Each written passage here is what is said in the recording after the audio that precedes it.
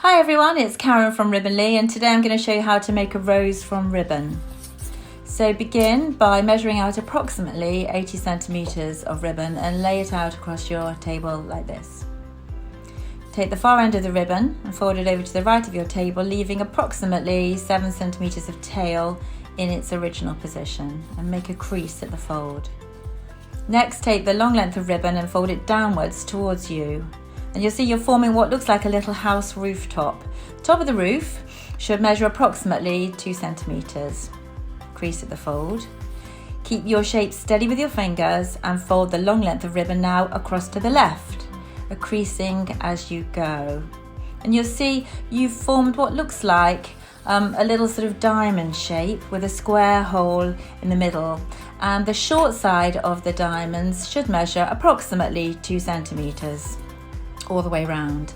You'll see you've got some tail remaining, and that's going to come in handy later on. And all you do now is just continue to fold around the diamond shape in exactly the same way, folding and creasing your way around the shape and adjusting your fingers as you go to just try and keep the shape as neat as you're able to.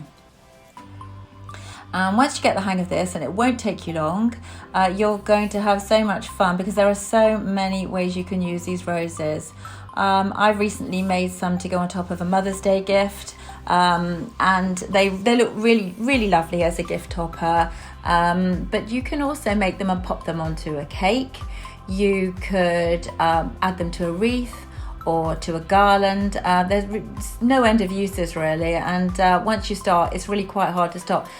They look really nice as a little bouquet as well. Actually, you can just attach some wire stems and they look really lovely like that in a little vase. So once you start, I think you'll find you'll be wanting to make lots of roses in lots of different colours, and indeed in lots of different ribbon textures. There's quite a few ribbon textures which suit this kind of a technique really well.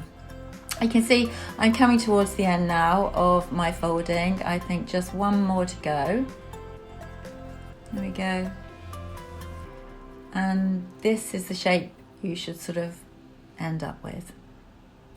Now this is where you need to be really careful.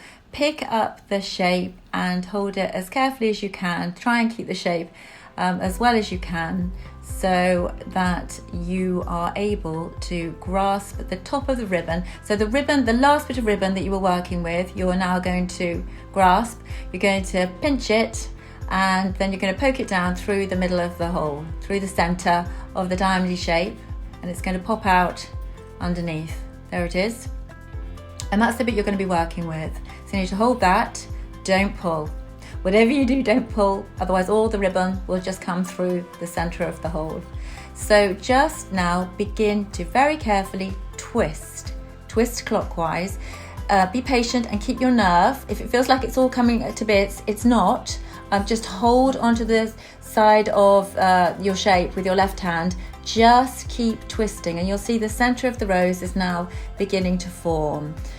You just take your time, and you'll get to a point where you think, there you are, look, actually I've turned it over now so you can see what I'm doing. The action is just literally turning it clockwise. And you'll get to a point like I have here where you think I need a bit more ribbon. So you need to adjust your finger grip and take them down to the next layer of ribbon underneath, and then there'll be some more ribbon released for you to twist. You just keep going this way. It's just literally twisting. There's no gluing, no stitching involved in making these roses. It's literally just a twisting technique, which is what makes them so simple and so pretty. So I've reached the end of my twisting. You'll be able to loosen this later, but there we go, look. So that's the last bit of ribbon I finished up with. I'm twisting it around that tail that we mentioned earlier as tightly as I can. There we go. And all you need to do now is take some cotton, and as close to the top of the base of the rose as you can, you need to wind the cotton round really firmly, lots of times. Remember, it's just this, it's just basically keeping the twisted rose in place. So really firm. And when you've been around several times, you can make a knot. For the purpose of the length of the video, I'm only going to make one knot here, but I suggest you make quite a few more, just to make sure it's all nice and secure. There we go.